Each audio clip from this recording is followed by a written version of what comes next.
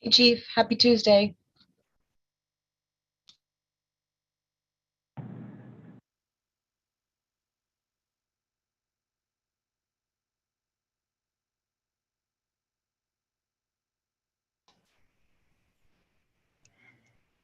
Hello.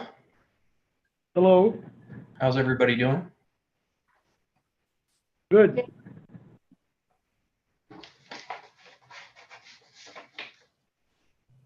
Are we ready to call the meeting to order? Yes, we are. All right. If Sherry Ann, you want to do roll call? Yes, I will. All right. Joshua Fisher, Present. First Lieutenant Alex Pinto, Billy Samuels, Present. Carol Lynn, Here. Dan Coverly,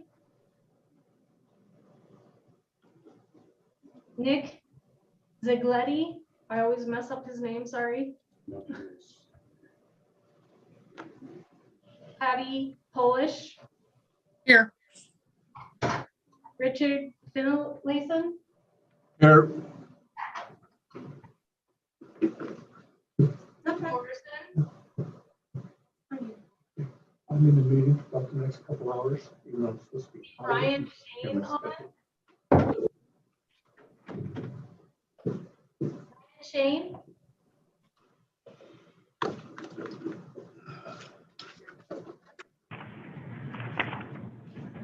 Setting up for audio. And Steve Morrison, are you on? Steve Morris is present. Yep. Steve. And we have quorum. Good to hear.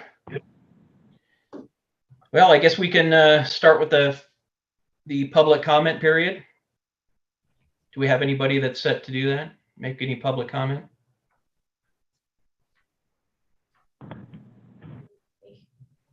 Yes. No.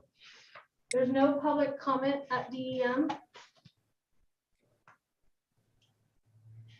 All right, so we can move to the next agenda item, which is approval of November 18th, 2021 minutes. Those who move to in favor? I would like to make a motion to approve the minutes. Thank you. Second? I'll second it. Who is the second? Steve Morris from Las Vegas. Thank you, Steve. Anyone opposed? Abstentions? And we're approved, correct? Did we call? Sorry, this is Samantha Laddick. Sorry, just real quick. Did we call for the vote? Not yet. We haven't moved to that agenda item yet for just I'm talking the about approval of the agenda number meeting 3. minutes. Yeah, I was just saying, I think we need to call for all those in favor and then opposed. I didn't hear it, but maybe I missed it. Sorry. For the minutes, Josh. Sorry, I'm having a hard time hearing you. Just call for all in favor of approving the minutes for last meeting. Okay, all in favor of approving the minutes. Aye. If you really think about it. Okay. Josh, now ask for anyone opposed.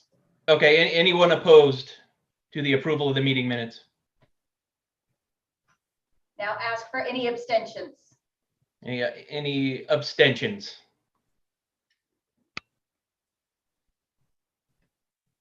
Guess that's it. Correct. Perfect. Thank you. So that's been passed. Thank you.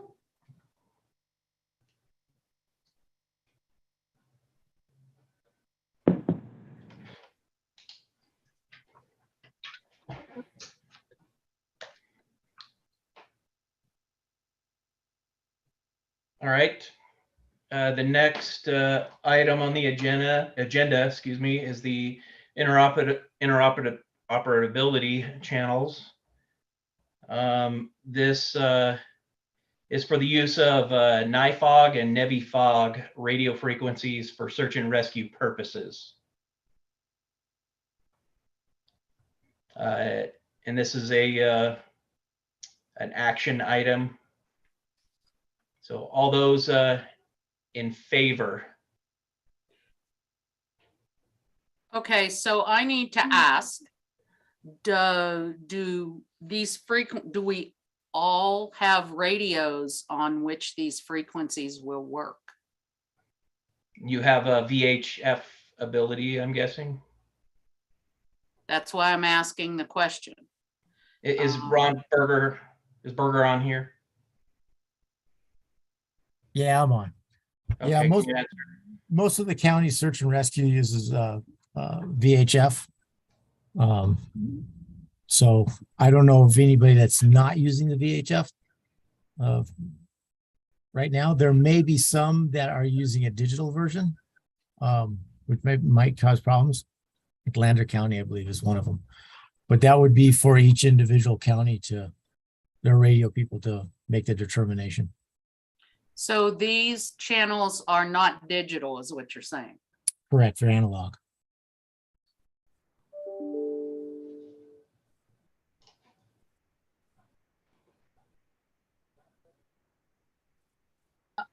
This is Patty Polish. I think this is a good idea, but I would like to perhaps take this one step further, that we pick the channels that we think we should be using rather than just say we're going to use NEVI-FOG or NIFOG, so that we have a clear direction on what to send out to the other counties, that this is what we've decided to use. That's one of the things on the frequency list that I sent out, which is basically what we have programmed in our radios here in Washoe County. I color coded them. And I don't know if you guys have that available to you currently, but the green is everything that's recommended by the national FOG, and then everything in blue is the Nevada. Which is basically the crossband repeaters. Who did you send that to? I sent it because out. I didn't receive anything.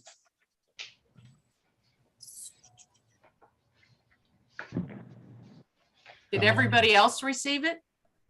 No, I sent it to Shireen to get sent out to everybody. I don't know if she did that or not. I don't think we got that from her. Okay, I'll make sure that you guys get it, a copy of it. There are, when you look at that list, the green and the blue, there's 74 channels on it, which is a lot for a lot of the different agencies to put on the radios. But I do have in highlighted yellow is the recommended minimum channels, and there's 12 of them. So they would include like the NEV cord 1 and 2, which is what we use for the helicopter EMS in the entire state of Nevada, and then they are the VCall, VTAC, and VMed, VLAW, and SAR 16. Those would give us enough coverage to do everything we need to do if we're working in different counties. For the interoperability. So it's not necessary that we have to have all of them, but the ones that are highlighted yellow would be the minimum. But I also, I agree with Patty in that, getting the list and having some channels highlighted is step one. Right. Agreeing on, what channels can be used or should be used or whatever. I mean, you don't want to be fumbling with a bunch of channels when you're out in the field.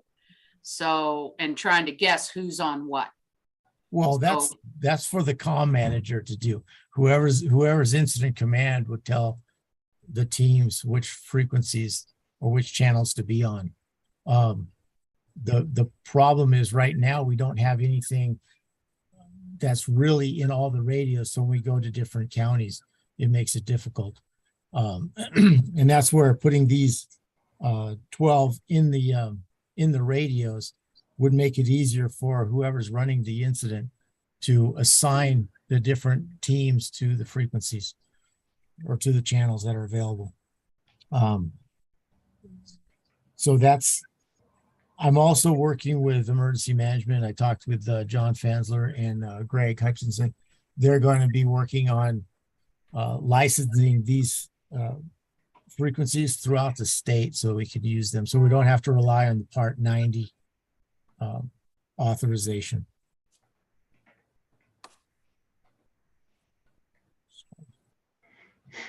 Josh, this is Rodney. Right. Yeah. For the record. I think since we don't have that information out for the rest of the board to see, I think we need to table this vote for now, and let's get that information out to the board so that they can review, make comments back, and then we can revisit this at the next board meeting. I just don't think we have enough information to move forward with a vote on this right now. Sounds fine. Yeah, I agree. And if anybody, like I said, I'll check with Shereen and make sure she's got this. She'll get it out to the board, and I'll have her put my number on it. So if you guys have any questions, you can call me directly and we can discuss it. Any other Rodney, comments? this is Rodney. It's Steve Morris down in Las Vegas. Yes, sir. Go ahead. Yeah, our helicopters can do both the digital or the analog with all of those channels. So as soon as you have that list of the 12 high priority channels, just get them to us, and all 5 of our helicopters will have those. We probably already have them programmed in. I just need the list.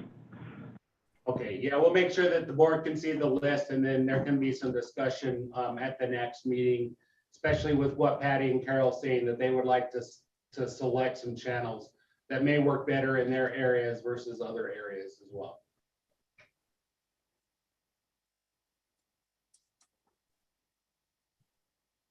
All right, any other comments or questions?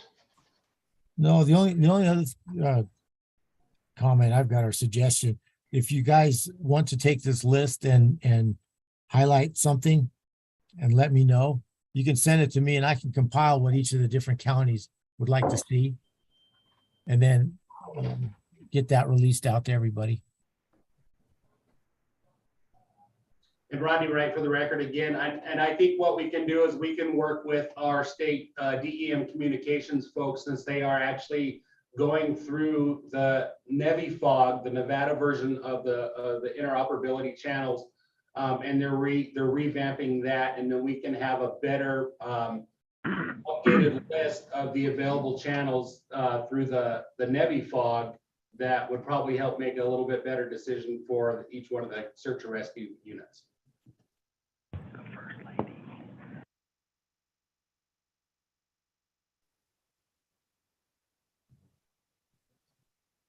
Any other comments?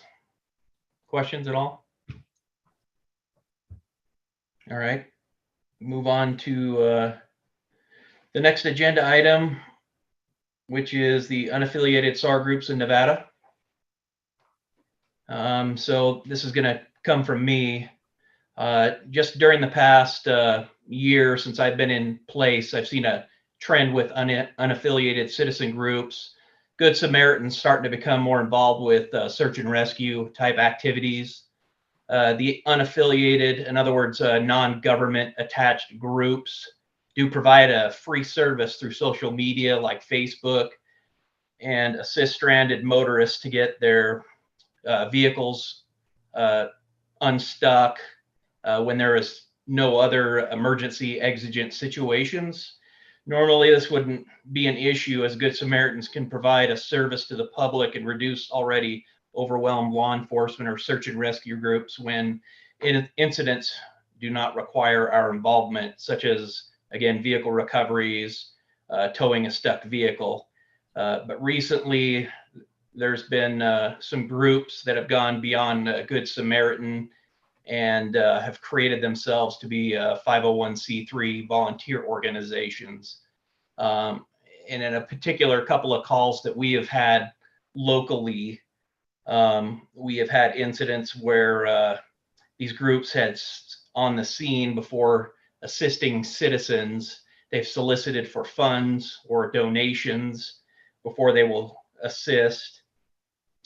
They have left people stranded. They have misrepresented themselves to people in distress as belonging to the local SAR groups. They sticker their vehicles with search and rescue. They don their vehicles with emergency lights.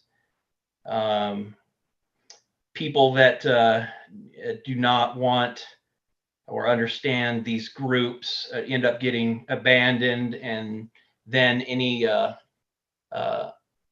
further assistance is never pushed to 911 in the event that these groups are over their head or can't assist the people with their medical needs or getting out of the area that they're in. For our stance, these people have not gone through any form of background check, a DMV check. Their training is up to question. Their training is not accredited through any standardization or organization.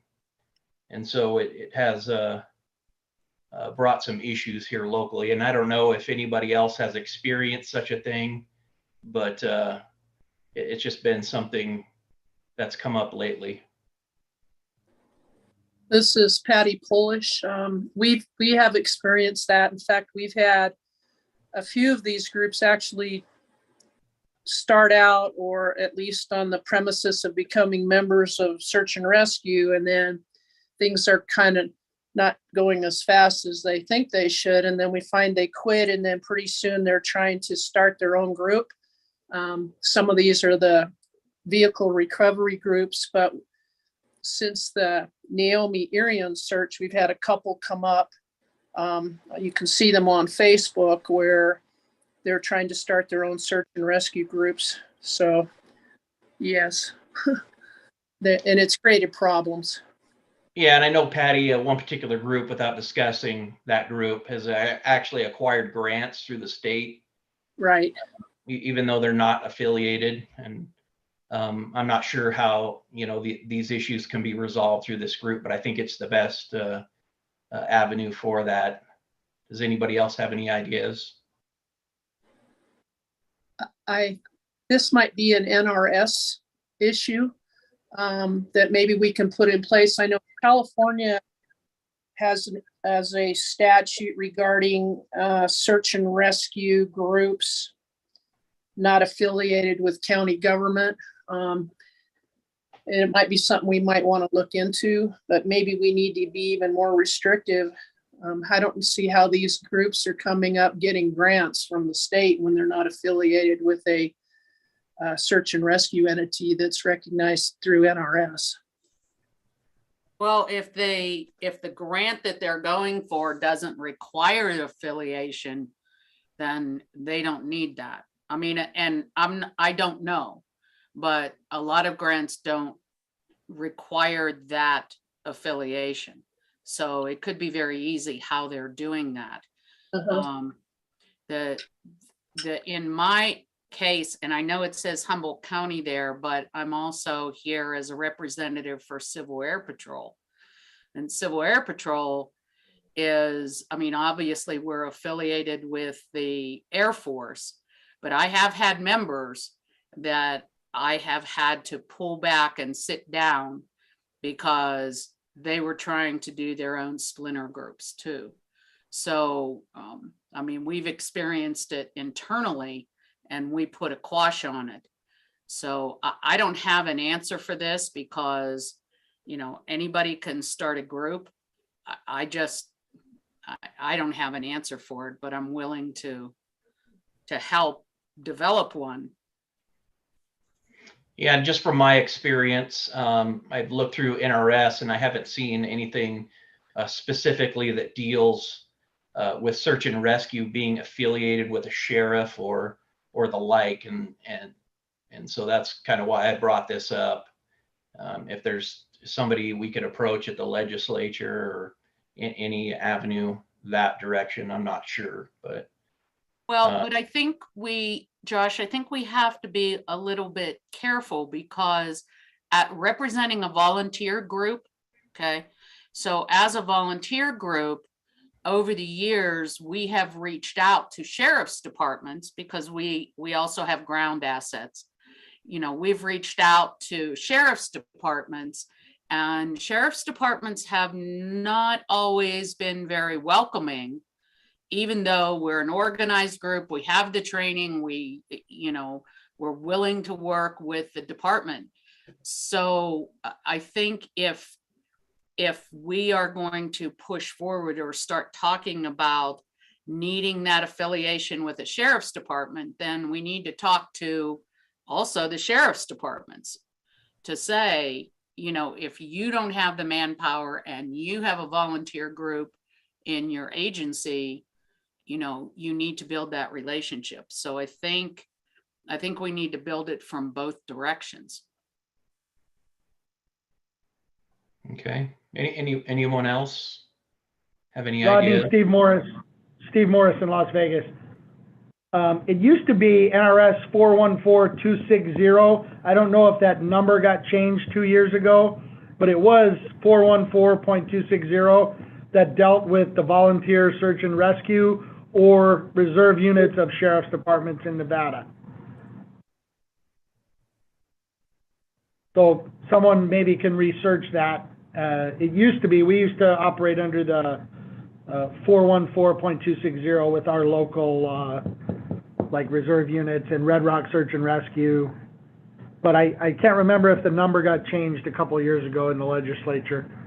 No, it's still there. It's membership in volunteer rescue or reserve sheriff's department or civil air patrol.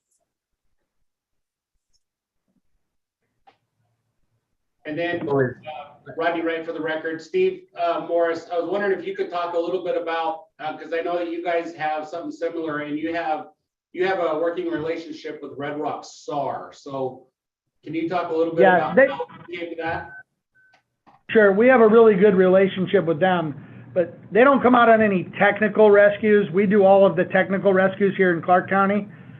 So they come out more when it's just a search, not a rescue. If it's a search and we need, a lot of people on the ground, more than I have a total of 8 in-house search and rescue and then 48 volunteer cadre that are background checked and certified through us, and currencies maintained through training every month. But then Red Rock SAR is a supplement for our missing persons detail and us. So if we need more boots on the ground, we do have a really good working relationship with them, and they do come out for quarterly meetings and trainings with us. They'll send some of their top echelon, and we try to include them and use them for searches, not for rescues. But they're not certified through us. And they're not certified through us. They're a 501c3, but we don't certify them. They're a separate entity. They get money from the city, the county, I think the state as well, and then they do their own fundraising on their own. But like I said, for technical rescues, we do not use any of their personnel for technical rescues, just searches of missing people after we're done with what we can do. Steve, Rodney Wright for the record, do you have a memorandum of understanding or agreement with this group as well? Yes, we do, and it gets updated every 2 years. Okay, good. So that might be the model moving forward for the SAR board, is use that existing NRS statute and then just come up with a possible policy and procedure. If you guys have identified a need to add to your availability, maybe it's something we can follow the model with Las Vegas Metro Search and Rescue.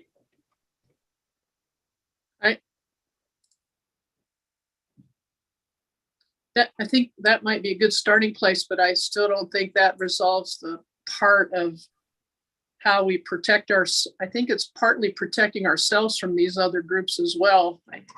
Agreed. They go people get a bad taste. They don't know who they're dealing with. They don't know if they're dealing with Washoe County Search and Rescue personnel, Lyon County, Clark County. All they know is somebody came to help and they didn't help them. And then they're even less apt to call for help. To me, this goes maybe beyond that as to limiting how these people are perceived or how they're, what the correct word is. To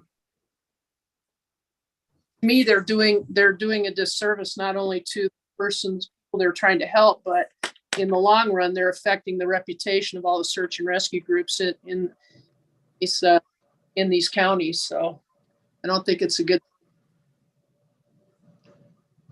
Richard Fennelson, can I interrupt here for a moment? Yeah, go ahead. Okay, looking at NRS 414180, paragraph 5, it says to establish recommendations for organizations specializing in search and rescue and certify organizations which meet those recommendations at the appropriate level. So does that not give our board the authority to tell these folks to cease and desist or meet these requirements and be certified through the State Search and Rescue Board?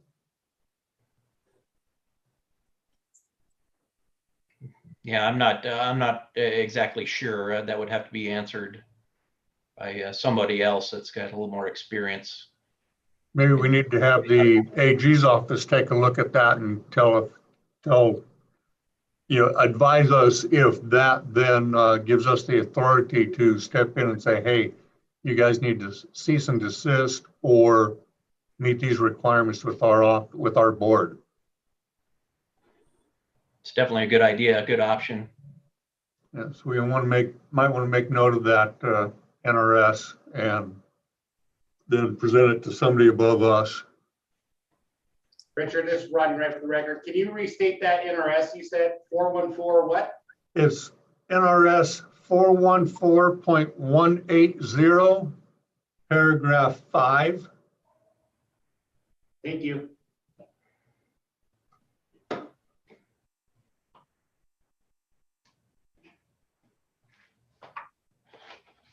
Josh. Hey, Don. Hey, for the record, Don Pelt, Pyramid Lake Paiute Tribe. With regards to this NRS issue, where do the tribes fall into this? Because a lot of the some of the tribes have their own search and rescue agencies in them. Obviously, we do. We work with you all the time out here, Josh. So yep. Is that something that's going to affect us as well?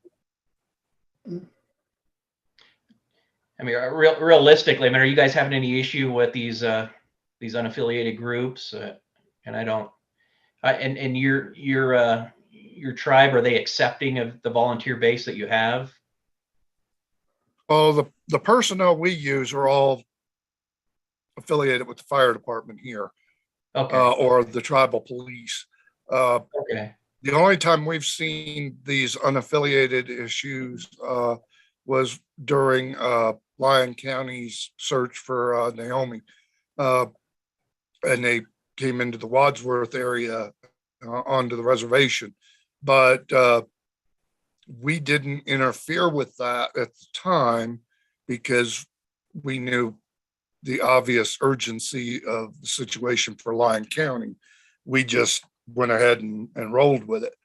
But that's the only incident in the 12 years I've been here that I can think of with the unaffiliated groups.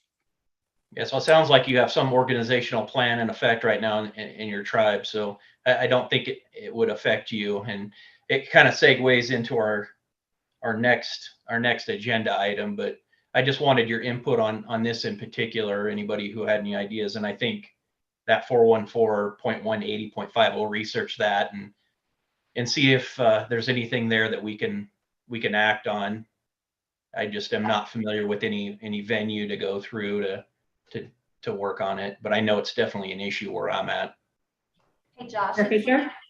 Yeah, how you doing? Hi, this is Samantha Laddick from the Attorney General's office. I just want you to know I heard the question. I have the statute, and for your next meeting, I'll plan to report back on what I believe this group has the authority to do and maybe how we can move forward. In my 12 years with DEM, I don't believe certifying SAR groups is something we've ever done, but that doesn't mean that we can't. And especially given that statute, I think that's something worth looking into. So I will be prepared at the next meeting to give a little information on that.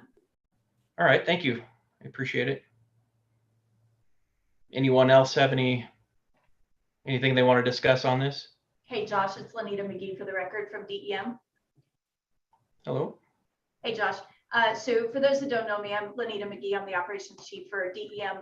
One of the conversations Rodney and I were having in the background, and it's really a recommendation for you all, is getting in front of the sheriffs and being proactive and giving them a list of the affiliated search and rescue organizations, because I'm afraid we're going to spend a lot of time and effort trying to bat these other folks away instead of performing a proactive educational effort where we can tell the sheriffs which are the affiliated organizations and how do they get a hold of them. So that's just a suggestion. Otherwise, I think we're going to waste a lot of time and effort, and we all know how creative our public can be to work around rules. If we educate folks on the front end, then we spend a lot less time mitigating the damage on the back end. So are we talking about educating the public? No, because who's calling for the search and rescue response? The public. Okay. So how do we get ahead of that, Patty? Well, most everything I see, at least with the items that have affected both Washoe County and Lyon County are their groups on Facebook. They're heavily on Facebook, so social media and these groups are getting reached through that social media rather than calling Washoe County Search and Rescue or calling Lyon County or Carson City or whoever it may be. So is it, and I would be curious because I know Sheriff Lee is on the phone and he's certainly one of the 17 sheriffs in the state, what his input is on this and whether or not we can use the sheriff's office, certainly as the elected official in that county, to educate the citizenry. And maybe it's a public information message that's pushed out on a regular basis. Should you need search and rescue help, here's how you would reach that. And so I would ask if Sheriff Lee is on the phone, what his thoughts are on that.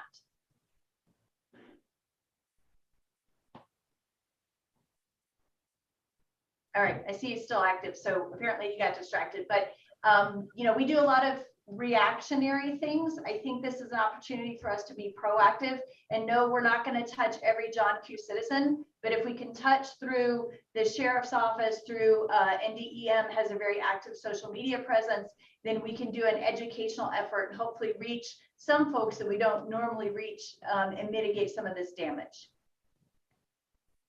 Yeah, we can actually, absolutely reach out to local press, do a press release and do some stuff on Facebook and all the other social media sites. All right. Anyone else have any input or questions or anything that on this topic? All right, we can move on to the next one, which is the spontaneous volunteer policies. And going back to Don's comment, this actually came out of at least what we saw with that recent criminal case. We had a small part in that thing, and I know, and I can't speak for Lyon County, but I've heard that there were a lot of issues. 468 people, I believe. And so, Patty, can you discuss some of the issues that you had on that? I mean, I don't want to speak when I was not involved in that, but I've heard of some things. So one of the gentlemen that's trying to start his own search and rescue group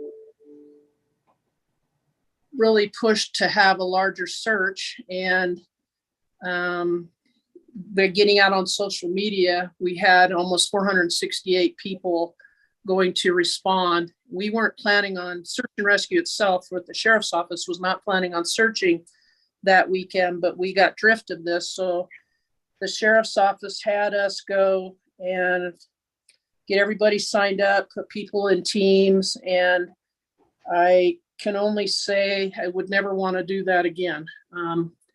But that's the only way we could think on how to control where people searched, and if they came across some evidence that we had somebody from our search and rescue group there, making sure that nothing was touched. And then we could get a deputy or detective to the area. But it was just, it wasn't a fun thing. Let's just put it that way. It was great that the community wants to help, and it was a good thing for the community to help because, you know, the brother and Naomi were known to many members of the community. So it was a good way for the community to help, but it'd be better if we had some way to control that response. So the things that, you know, at least I was kind of made aware of, there were some organizational issues like span of control for the immense amount of volunteers that you guys had show up. Obviously, if there was any evidence that was found, there would be a chain of custody issue if per se these spontaneous volunteers just returned and said, here's a Coke can I found out here, you know, this might be related, or, you know, like always things that always happen during searches or any events like this, people get injured. How do we deal with that?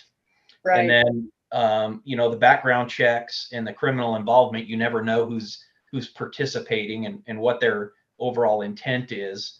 So my group at least started to look into what other agencies do in reaction to this, because I think, at least in our area, this is kind of a new thing, again, with social media.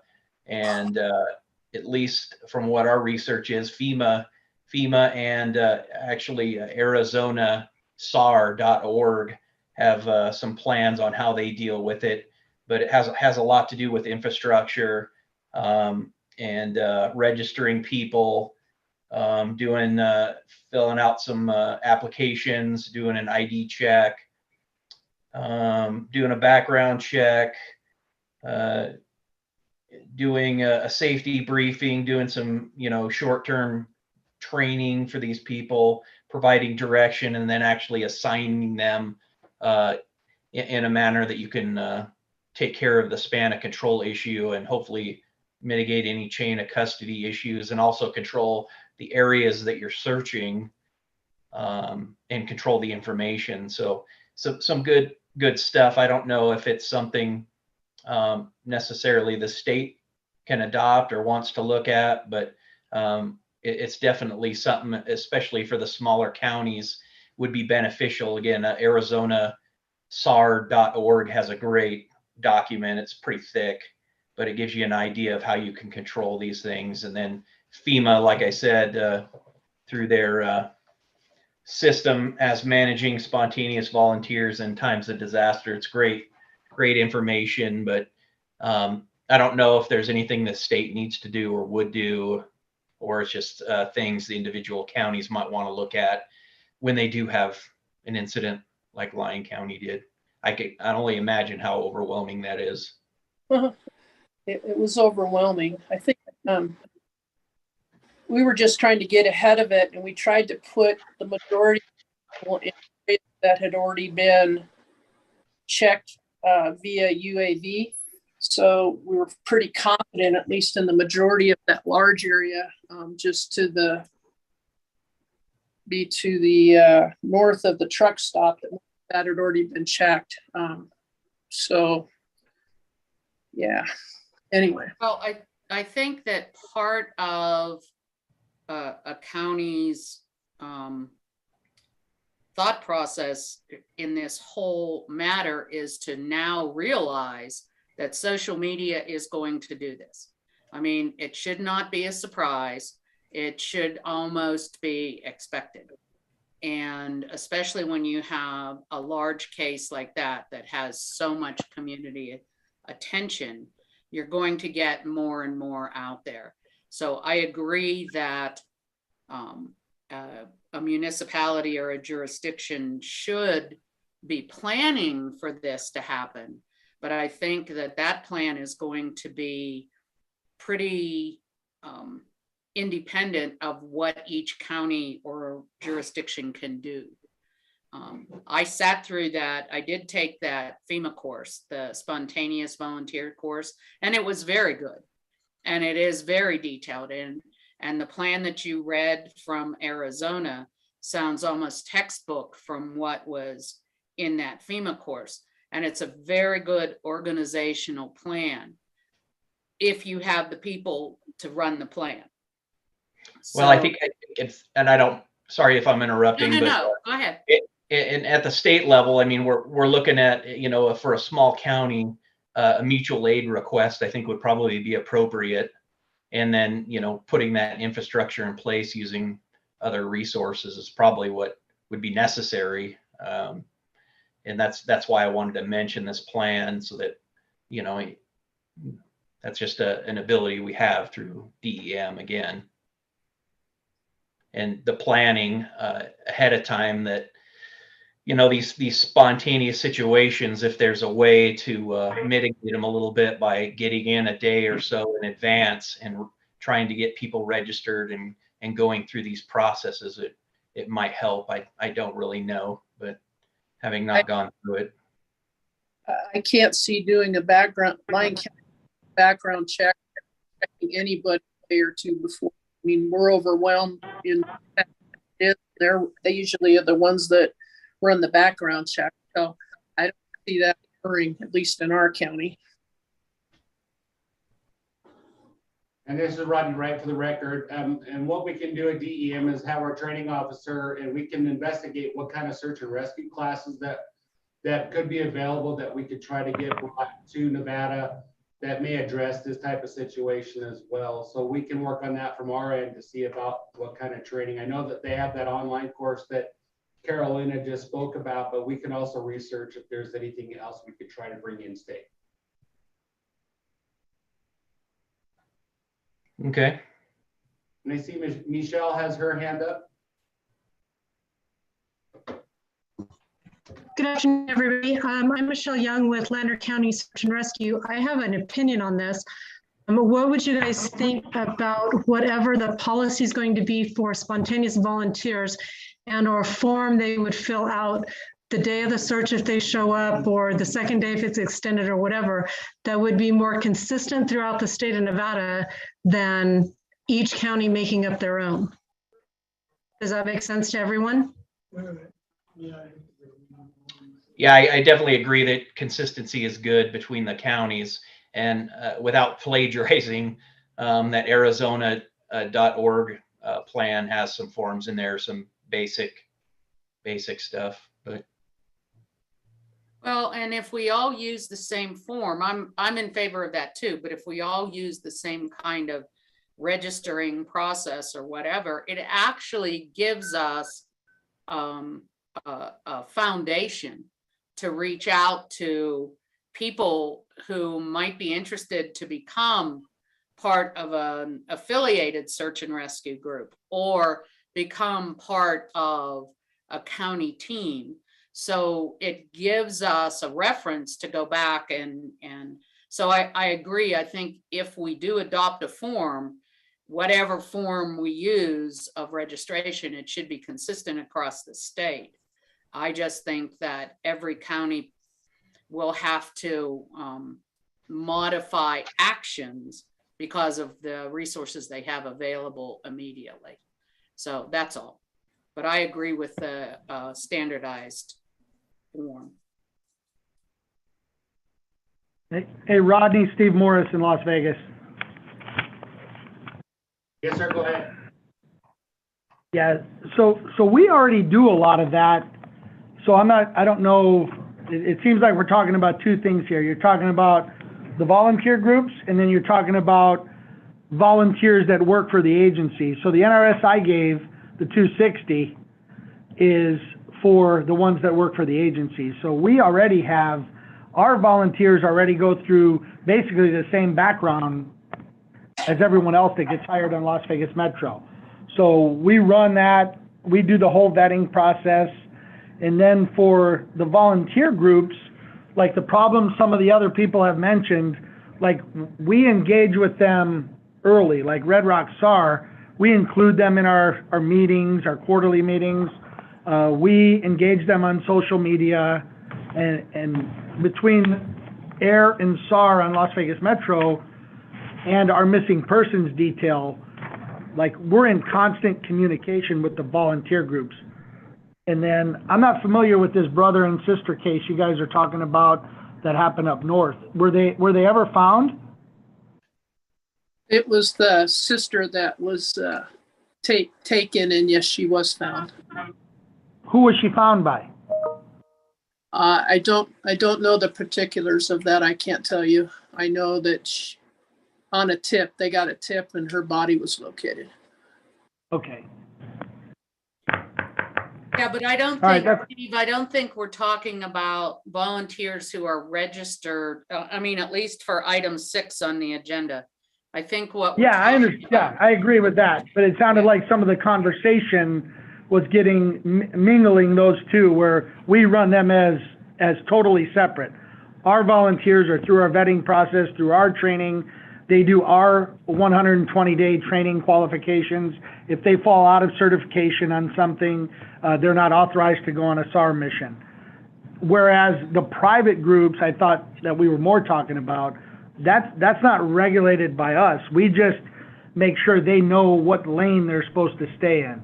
We identify those clear lanes, and by engaging with them early before the call happens, we have found success in that. I don't know if it'll work everywhere, but we have found success with, if you identify a group that is causing your county a problem, we would pull them in and say, this is what our expectations are on this. And if we have an incident command set up, you would have to report to the command post.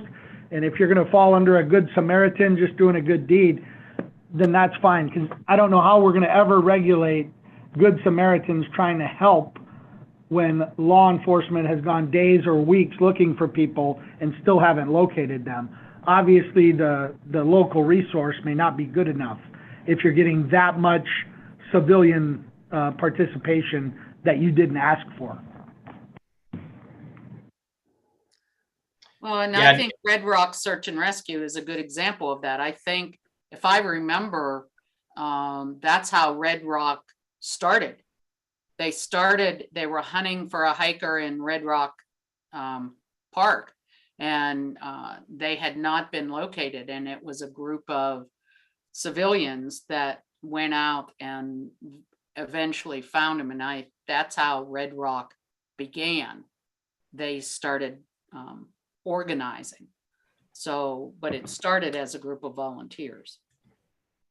That's to my point. If the local resource has exhausted all of the information they have, at that point, you want that kind of engagement. You want the more eyes. If my son or daughter's missing, I want as many eyes out there as possible looking for them.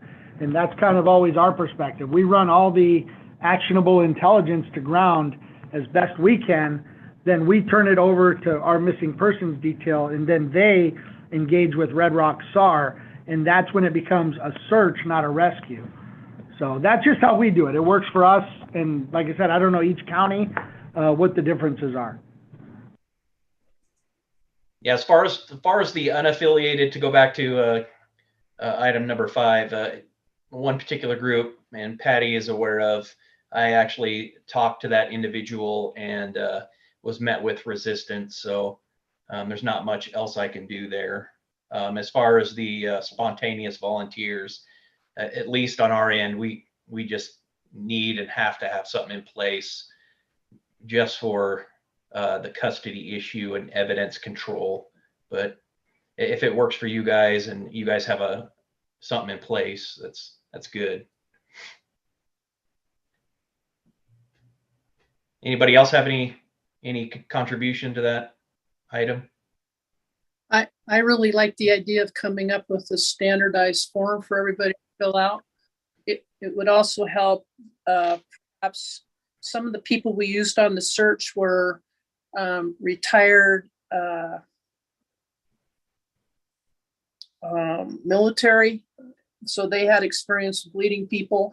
It would be nice to know that. If they're retired law enforcement, it would be nice to know that as far as checking off the boxes, because we could put them perhaps in a position of team leader.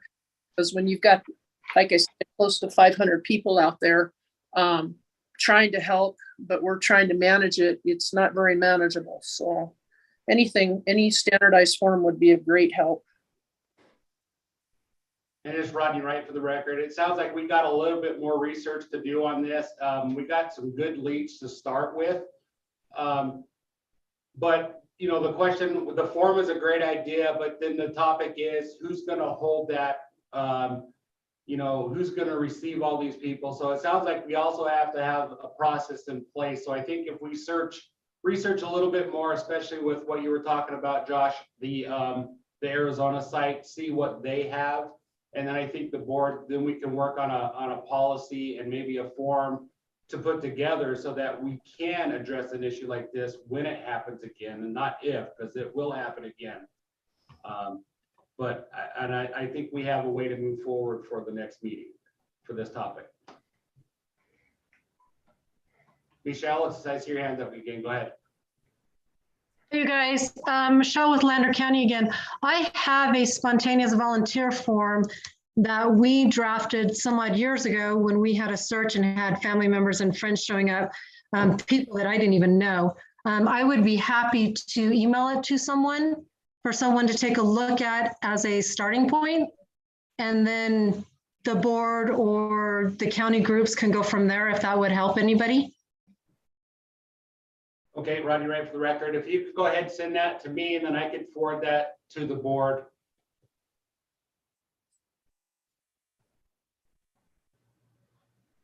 All right. Rodney, I can do that. If I don't have your email address, if I can't find it, I'll give you a call early next week. Okay, thank you.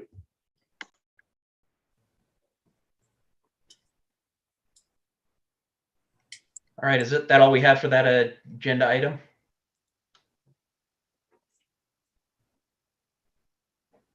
All right, moving on to item number 7, typing SAR resources in Nevada. So this has kind of come up a couple of times with me and requests that come through DEM or Cal OES, where at least we are working on it, but we are not set up right now to deal with typing. And I don't know if the state has anything in particular, or it's just a phone call and a request for a particular resource. But I think it is important, at least for the state, to possibly create that a typing resource. Just Rodney Wright for the record, Josh. We do have a list that is very, very outdated. So we definitely would like to get that back up to speed and up to date with the different counties. So we already have a good start from past SAR typing resources. So that'll be something that I put on my to-do list for the next meeting, and try to reach out to each one of the county SAR coordinators and talk to them about what's on the list currently, what is still there, what is new, and try to get that list updated, and then we can release it to the group. And then do we sorry, go ahead, Patty. Oh, no, it's okay. As part of what we submit for LEPC, I think our SAR type is in what we submit for LEPC through our county emergency manager. But if we're going to send stuff out, can we send out what the current typing, federal FEMA typing is? So we're all typing things the same.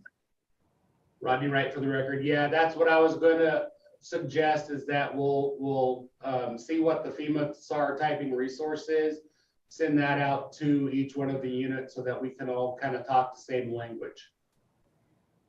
Thank you.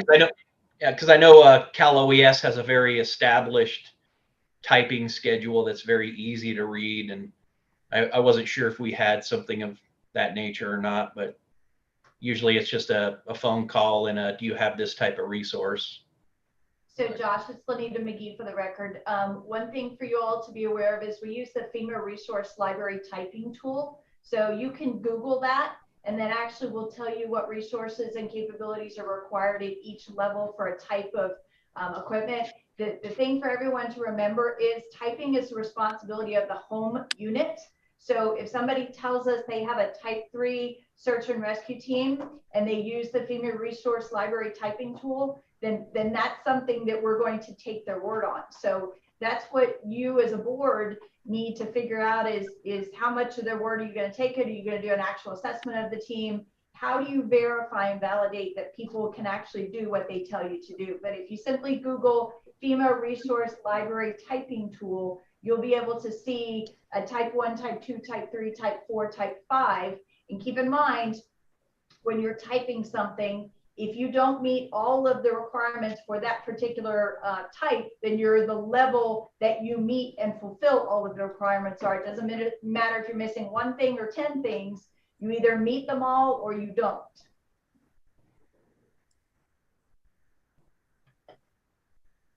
Any other comments or questions? Yeah, hi. My name is Jeff O's. I'm an emergency manager for University Police in Southern Nevada. And my former career was in the California Fire Service. I was a USAR Regional Task Force Program Manager.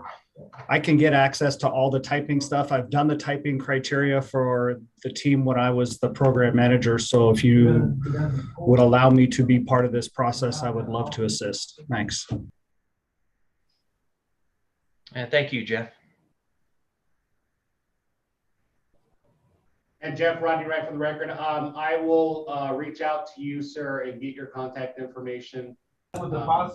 Okay, I'll send you an email with my contact info. All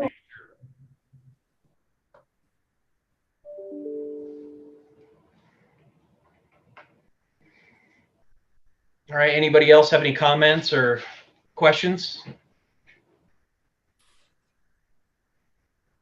All right, we'll go on to agenda item number 8, which is the standardized SAR training course for Nevada.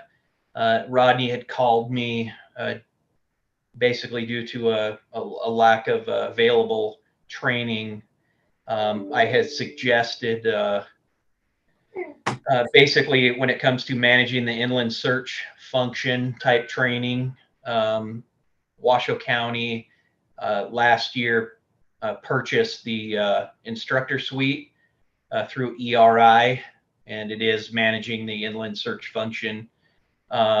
This is something that we could stand up relatively easy. I have Alan Chanowski who is willing to assist, but it's going to take a little more than his ability and time to stand up a class that's going to be workable within the state. And I know that Rodney and I have talked about a couple of other options, and I'll let you speak about that, Rodney, if you don't mind. Okay, Rodney Wright for the record. This topic came up. Nevada used to have the Nevada Land Search Management course, which there was discussion on its validity and how close it was to another national standard course. I know that the course was given one time in Nevada back in 2016. However, this course has never been reviewed or updated or anything like that. So this is where the topic came up about having maybe a possible standardization for Nevada that we would have for training. I did reach out to the California Search and Rescue Coordinator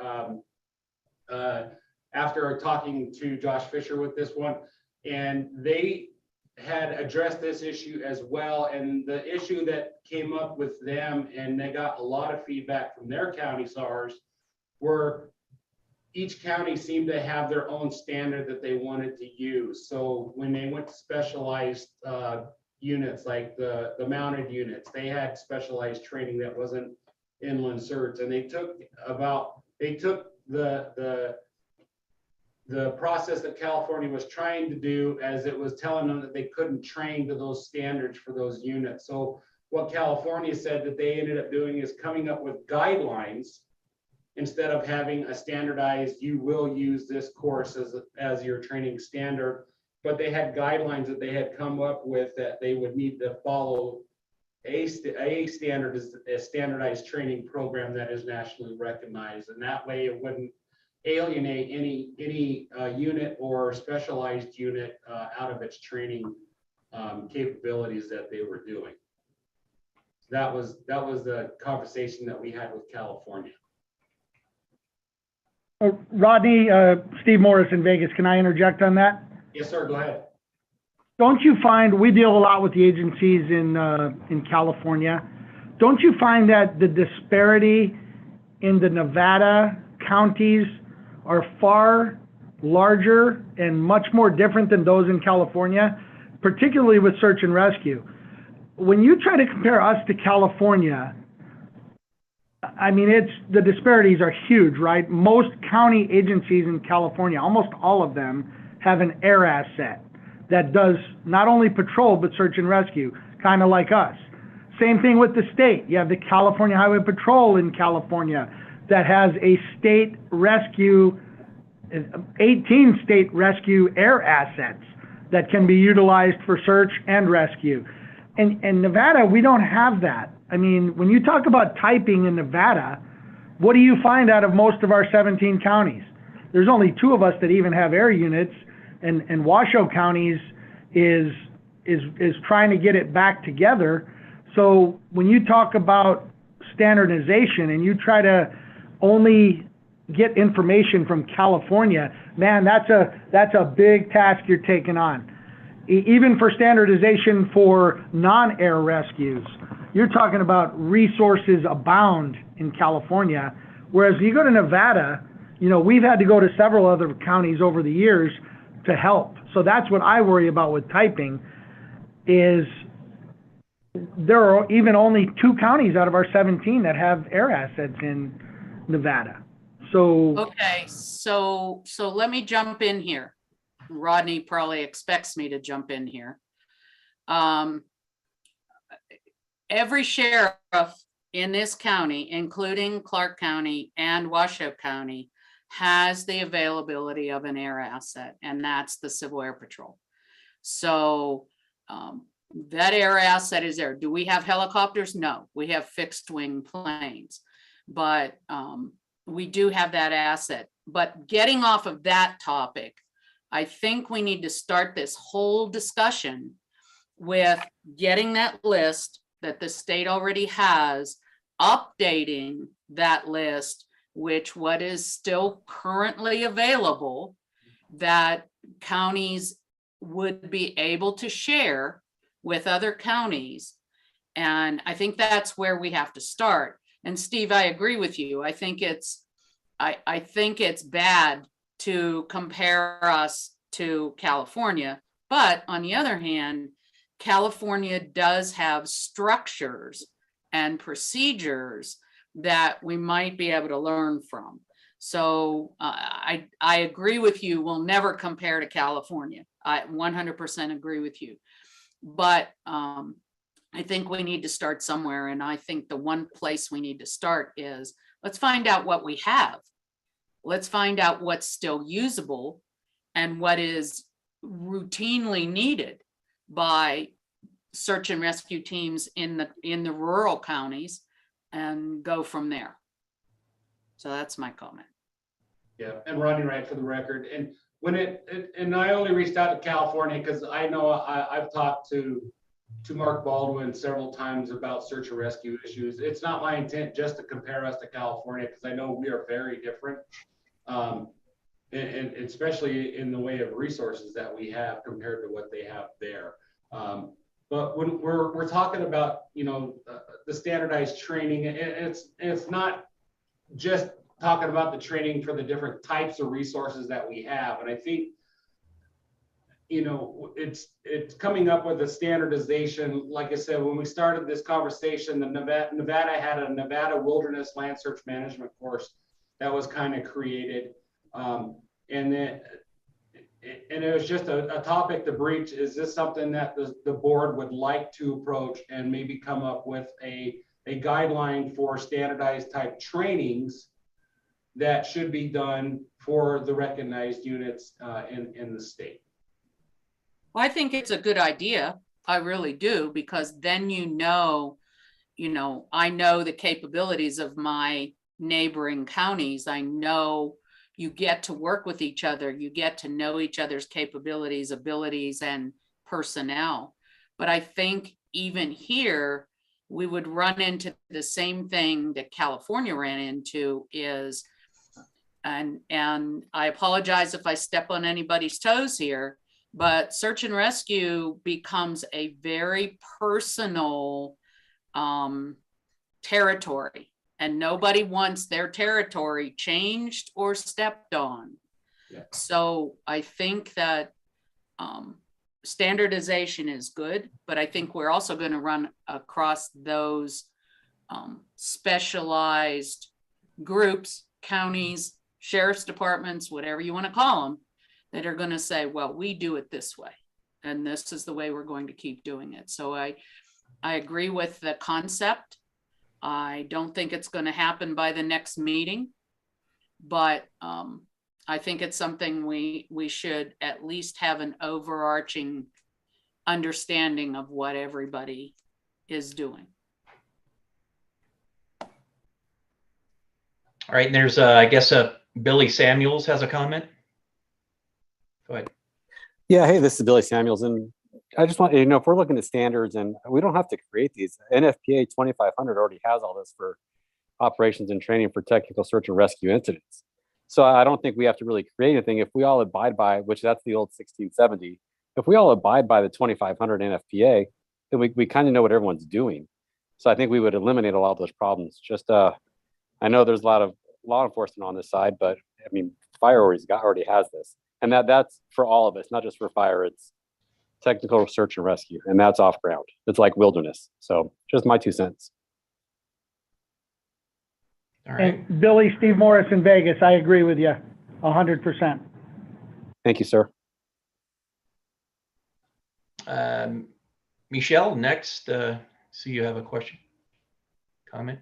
Yeah, I have a comment and then I have a question. So Rodney, I took that Nevada Land Search Management course in Las Vegas in 2016, and most of my team are SARTECs too. Do we not have NASAR classes available to us anymore in the state, and or an instructor for that? And then one more comment. I was at the Missing Persons Conference in Las Vegas at the end of April and talked to a lady from Red Rock Search and Rescue, and I believe she told me that they are working on instructors to teach the basic SARTEC 2 course. Am I mistaken in that? Has anybody else heard that?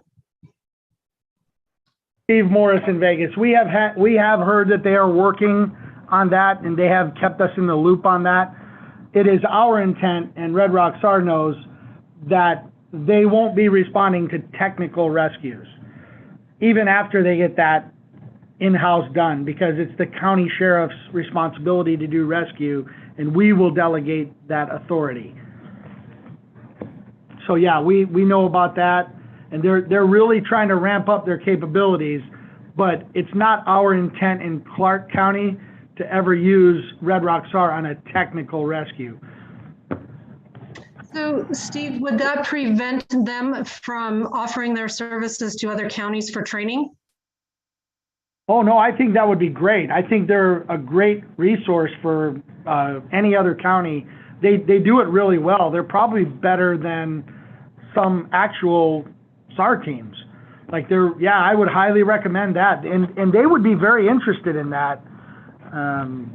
Yeah, I think that's a good idea to help better organize your local volunteer groups. And that's in addition to your county hired, if you have civilians, volunteers. I think they're a great resource. Yes, I'd recommend it. Well, thank you for letting me add my 2 cents, guys and ladies.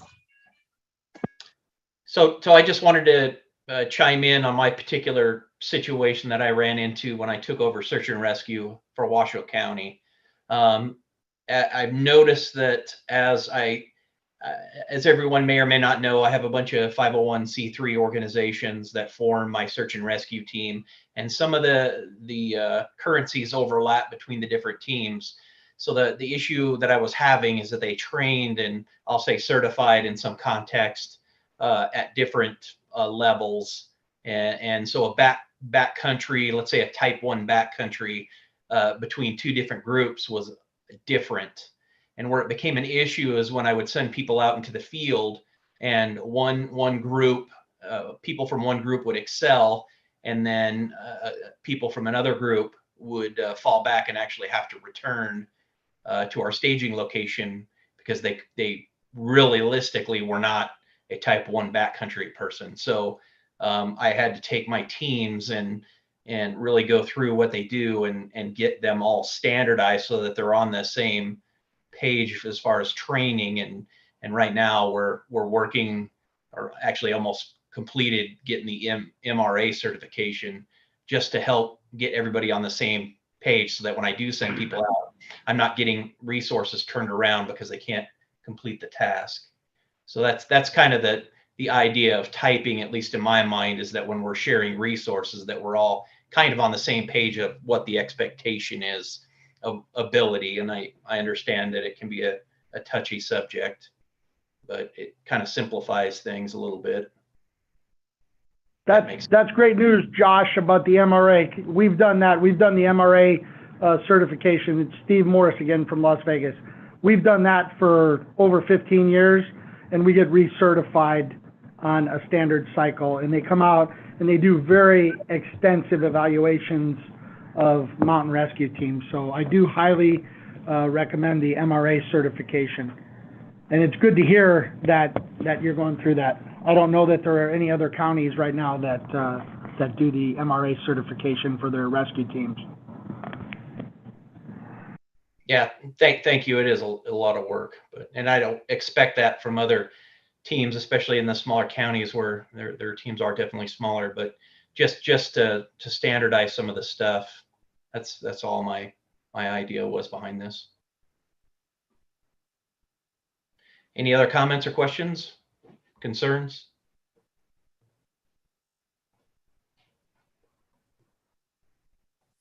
All right. Are we moving along to public comment? Do we have anybody signed up for public comment? Josh, this is Don out at Pyramid Lake. Can you send me the info, or maybe Rodney, on how we become a voting member on this organization? Appears we are not listed as a voting member, so if we can get added to that, that'd be great. Thank you. Definitely.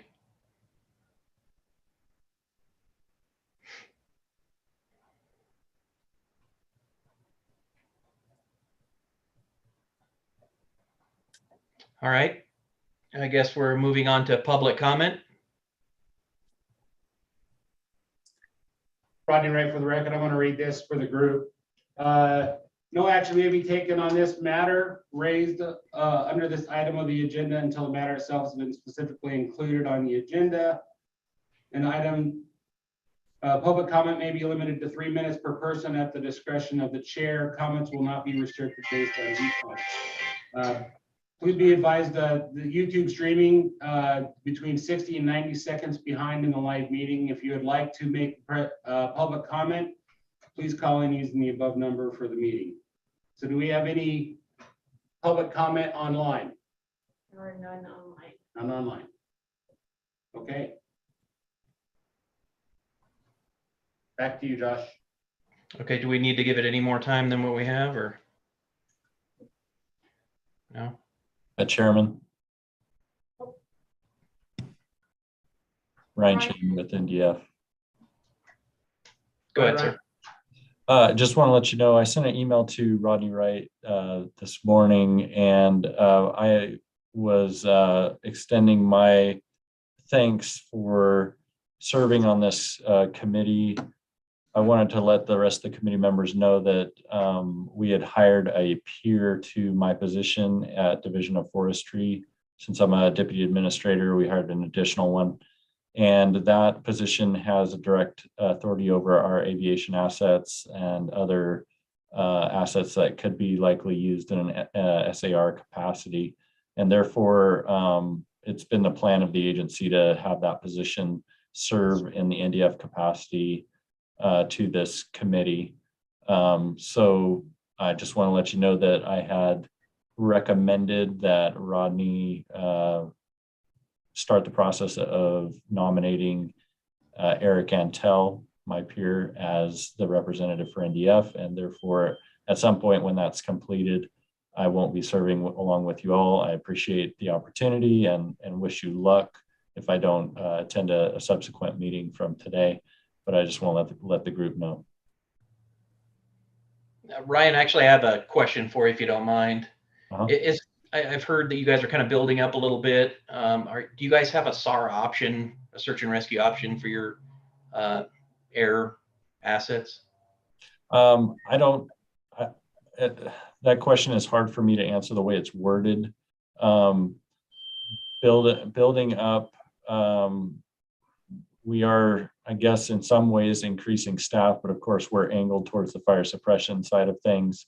In other ways, I think that the portion of which is directly applicable to this committee and the SAR mission, as it were, in Nevada, is that our aviation assets are equipped.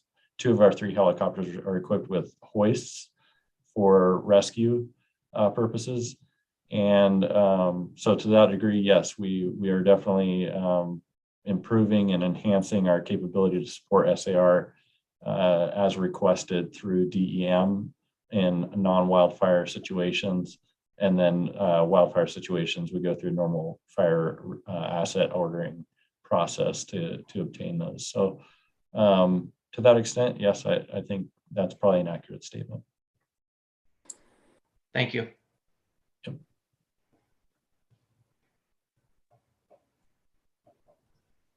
All right, anything else?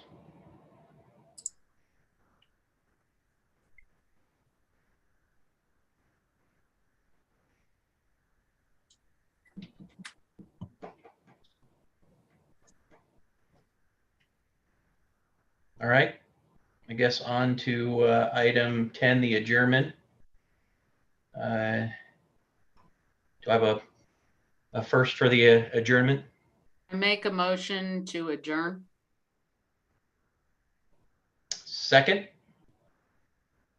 I second that. All approved?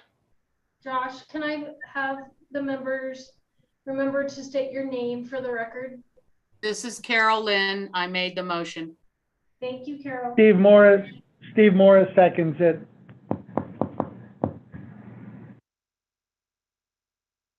All approved? Aye. Aye. All right. Aye. Any opposed? All right, meeting adjourned. Thank you all. Thank you. Thank you. Thank you. Thank you.